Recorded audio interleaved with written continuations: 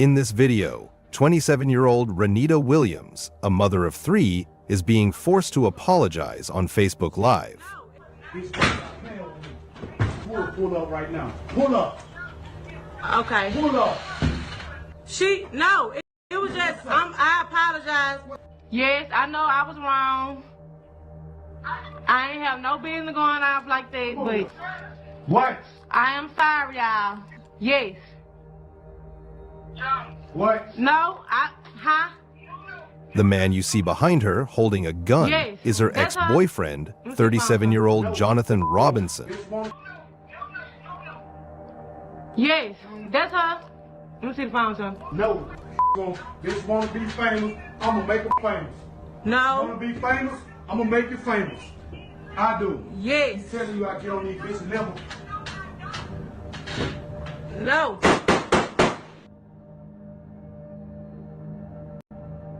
Just minutes after the apology, the police would receive the harrowing 911 call that would lead them to 1301 Natalie Street, Shreveport, Louisiana.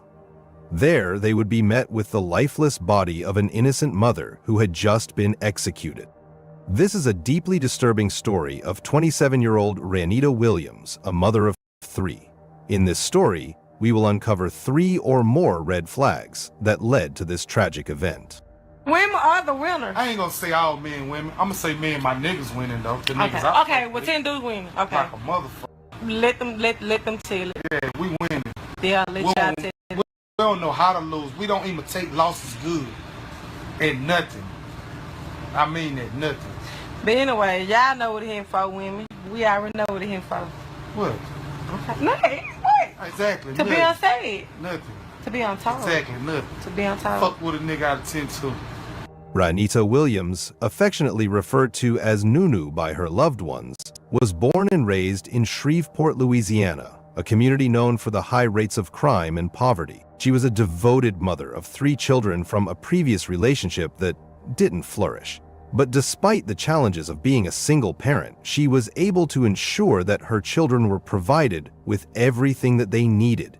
She always puts them first. Her love for them was unwavering, and the people who are close to her have always admired the way she was able to balance motherhood with her personal ambition. Beyond being a loving mother, Renita was able to establish a thriving career as an interior designer, to which she did a great job. Through her hard work and determination, she became known in her community with her ability to transform houses into beautiful homes, something that she frequently shares on her social media, especially on Facebook. Added to her personality, she started to have a growing audience online who admired her work. But then, everything changed. Renita's life was full of potential, filled with love for her children and passion for her work, but she will meet a man, forming a relationship that would soon cast a shadow over everything Renita built. This relationship was with this guy, a 37-year-old man named Jonathan Robinson, who, like Renita, was from Shreveport, Louisiana. But unbeknownst to Renita, meeting Jonathan would be the start of the series of events that would eventually lead to her tragic end. Who was side bitch? Oh shit, I don't know. Tell them who the side bitch is. No, but Okay. you ain't now. Tell them, baby. You not the side bitch. Why that? Shit, I don't know who the side bitch is right now. I'm trying to see where she at. I'm the side bitch? Oh. At first, Jonathan seemed like the kind of man who would be perfect for a single mother like Renita. He was protective, caring, and involved. But appearances can be deceiving, and it wouldn't take long until his true nature would reveal itself in the worst way imaginable. Jonathan was a man with a deeply troubled past. It was one that was defined by violence, crime, destruction. Being someone who was born in Shreveport, Jonathan was exposed to the harsh realities of living in one of the most dangerous parts of the community. This is where he differed from Renita. From a very early age, he always had frequent run-ins with the law, eventually piling up a long list of criminal records that was hallmarked by the violent offenses and drug-related charges. In a span of nearly 2 decades, his crime history bulged with multiple arrests for domestic violence, aggravated assault, and even attempted murder. Throughout his existence, he spent the years in and out of prison, and no matter how many times he was imprisoned, he would always find his way back to his violent nature. However dark Jonathan's history is, Renita welcomed him into her life with open arms, which was a mistake that will haunt Renita in the coming years. But at that point in time, for her, second chances should be given to people, and so she did. Jonathan stepped into her life more than a romantic partner. So throughout the beginning, Jonathan served as a father figure to Renita's children. He became part of their life. He attended school meetings, played the role of a protector, and made himself a steady presence in their home, which was something that Renita's previous husband couldn't give. But there is another problem that Renita didn't anticipate. Another part of Jonathan's past that will steer their supposed loving relationship to an eventual pitfall. Now, do you remember this video I played in the beginning where Sharika is apologizing before she got shot dead?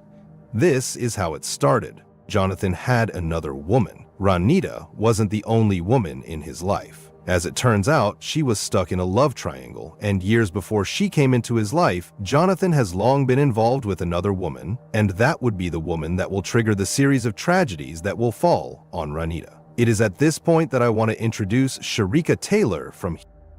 In the world of Jonathan, Sharika was deeply implanted. It isn't clear if Renita knew about Sharika from the very beginning, but at some point during the timeline of their relationship, both women found out about the existence of each other.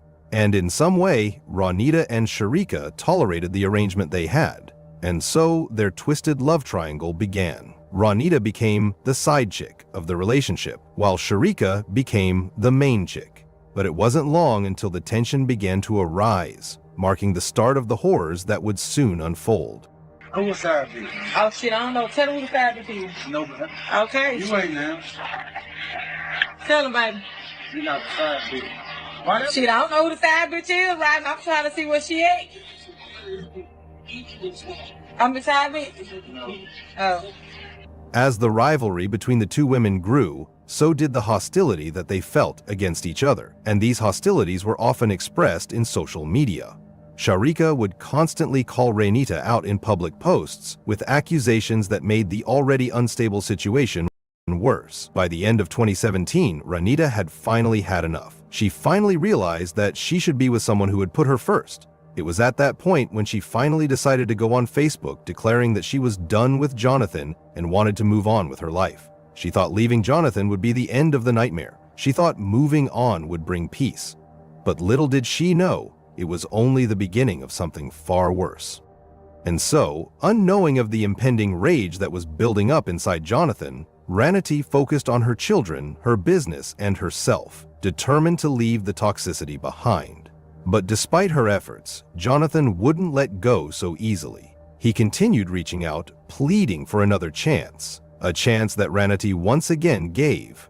But it wasn't long until they ended their relationship once again, and then, this is when the story will steer to a dark turn.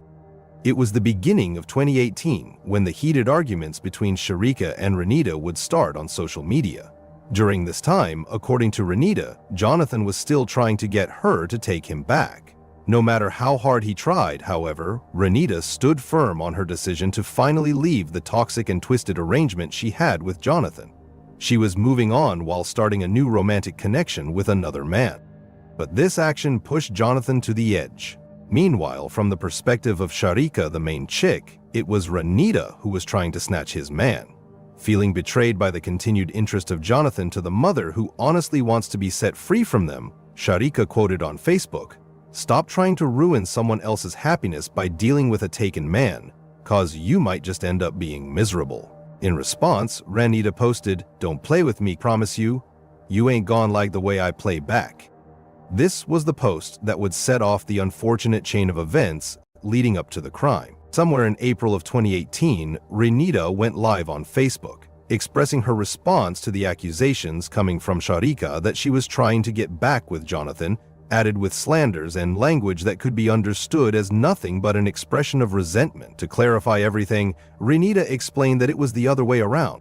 So on the morning of April 12, 2018, Jonathan Robinson drove all the way from Houston, Texas to where Renita was residing in Shreveport, Louisiana. And this time he came with nothing but rage, a gun, and a sinister intent that would be hinting at the horrifying events that would be unfolding in the next hours. It wasn't long until Jonathan arrived at the home of Anita Williams, the mother of Renita.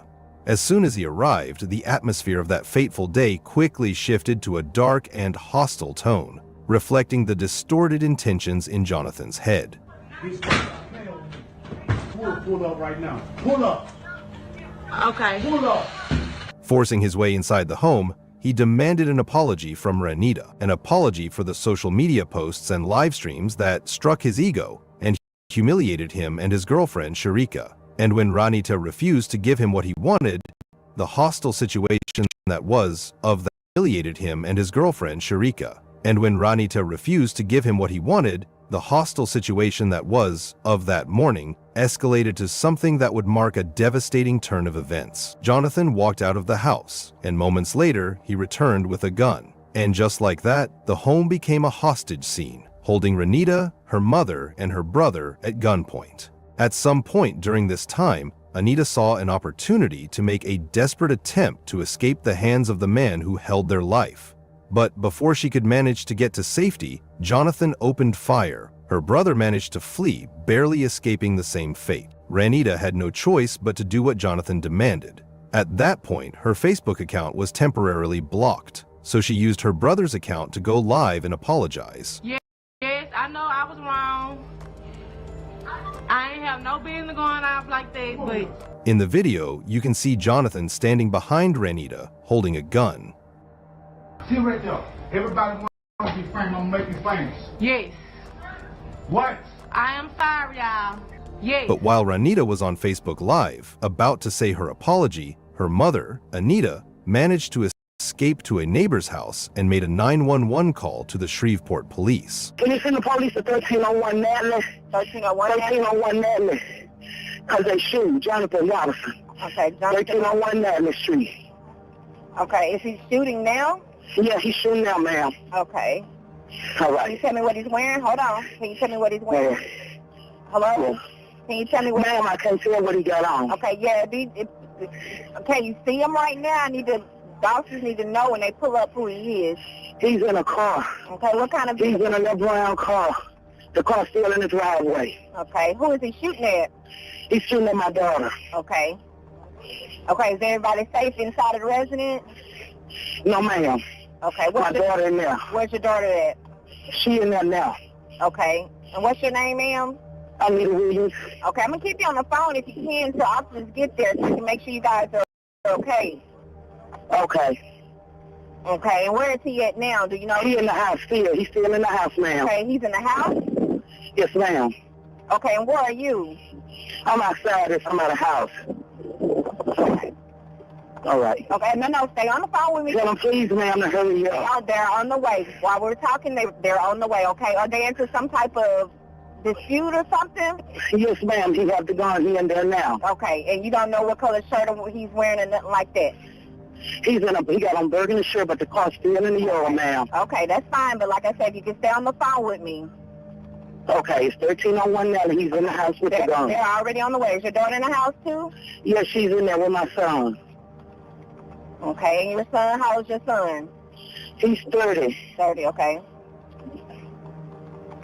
Meanwhile, all of Jonathan's attention focused on Ranita, with the intent of avenging her wife and making Ranita apologize for everybody to see. This wood pull up right now. Pull up. Okay. Pull up.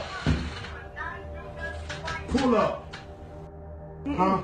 You think I'm worried about the police right now? No. I tell you, I don't give a fuck about no police, you heard? Mm-hmm. This wood pull up right now. Pull up. Okay. Pull up. Pull up. Uh-huh. No, it was just, I apologize. What's up? Because I couldn't go live on my phone. My page is blocked. Bitch wanna be famous, I'm gonna make him famous. No. Wanna be famous, I'm gonna make you famous. No. No. Everybody wanna be famous, let's be famous today. Okay. Ranita, visibly terrified, tried to oblige in hopes that doing so might save her life. But Jonathan had already made up his mind. And then, without hesitation, he pulled the trigger. No. Go. Stop, Jonathan. Stop, Jonathan.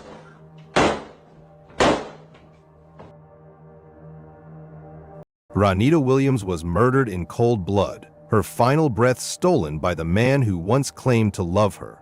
But the horrors of that day didn't end there, because Jonathan wasn't finished. It wasn't long until the police arrived at the crime scene, but instead of surrendering, Jonathan unleashed his fury on them. What you're about to see now for the first time are the heart-pounding moments when Shreveport police put their own lives on the line in a desperate attempt to save Ronita.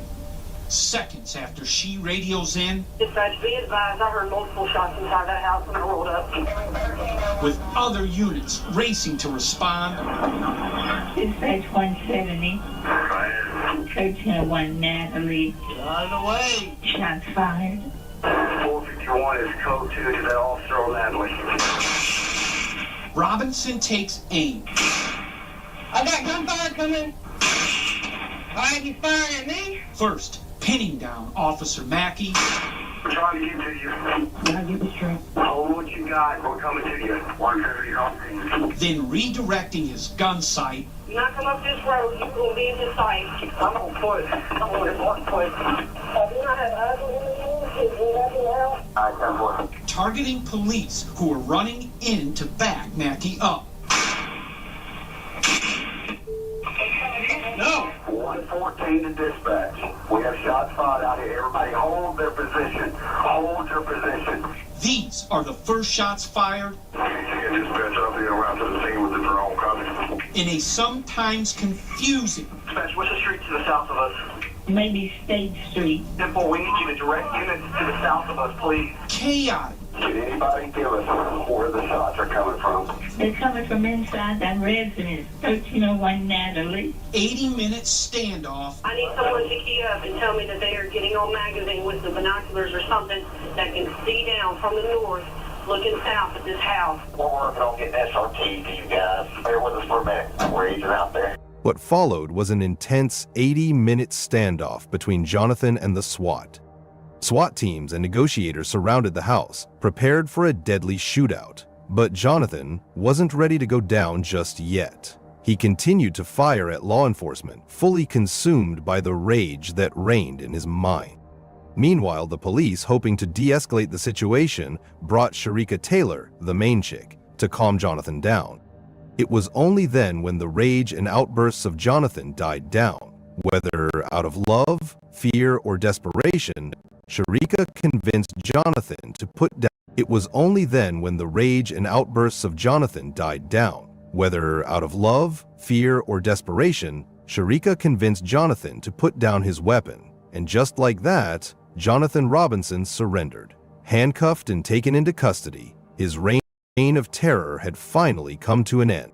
Following the tragic encounter with Jonathan, the investigators took him into custody, and what they would uncover next would leave even the most hardened detectives shaken. Because what Jonathan admitted in the interrogation room was something far more chilling than anyone had expected. Wait a minute. She was apologizing, you know. The police came.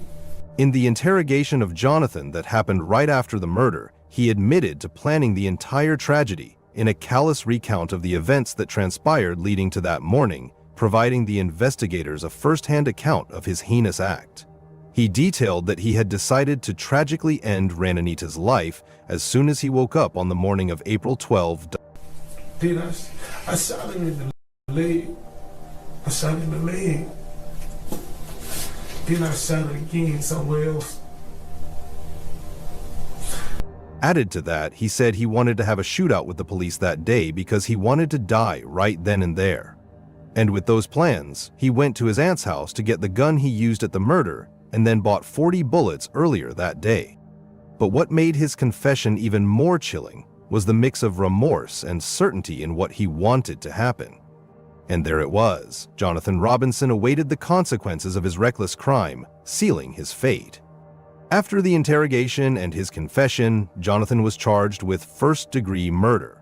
And in the state of Louisiana, the penalty for such a heinous crime could be the sentence of life in prison without the possibility of parole, ensuring that the perpetrator would not be able to lay his hands on anyone ever again. But in the case of Jonathan, with the gravity of his crime, he faced the death penalty. However, something changed the course of his fate. On July 24, 2019, Jonathan pleaded guilty to first-degree murder and several related accounts of attempted first-degree murder, which spared him from execution, in exchange for a life sentence without the possibility of parole. During the court proceedings, Jonathan showed moments of remorse, at one time pointing directly to Anita Williams to express his regret. But despite all his attempts to justify the horrifying deed he committed, he would never be able to reduce the pain he left Renita's family. And right then and there, his fate was sealed, and he would spend the rest of his life behind bars. The news of the tragic end of Ranita Williams shocked everyone in the community of Shreveport. Others grew increasingly impatient as they waited for the scene to clear to check on loved ones nearby. Luckily, no bystanders were injured in the ordeal. Anita, despite being injured during the incident, was left with an even more excruciating grief of losing her daughter. She expressed her profound grief and anger, questioning how someone she once trusted could commit such a crime. I didn't know it was going to happen. Just never shared it with nobody because I knew what I wanted in my heart and what I believe in. I didn't believe in killing nobody. I never believed in killing nobody. Not just him, nobody. Not even an enemy. So why? No, I'm glad justice has been served. Everything is gone. Everything is okay. So I feel a lot better now. Now I can rest. Now me and my family can go on with our life, you know. It's over with. It's no more. So it's nothing else to talk. The decision has been made between us and everybody else. So we feel a lot better. It hurts me. It hurts me so bad. By killing Jonathan, it's not going to bring Ranita back. None whatsoever. So decision has been made, and that's what it is. The community rallied around the family, holding vigils and memorials in tribute to the life that Ranita lived. Finally, on April 21, 2018, Ranita was finally laid to rest at the Princeton-Bossier Parish, Louisiana.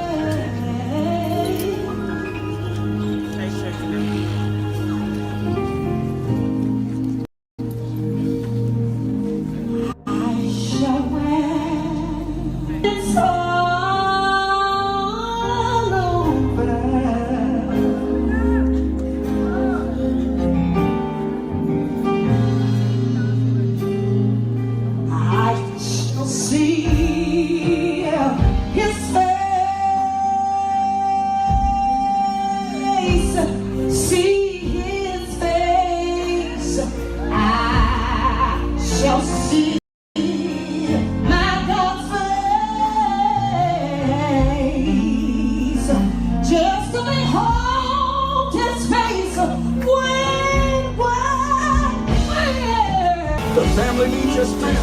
There's strength in praise. That's it. Release your praise. Release it. Release it.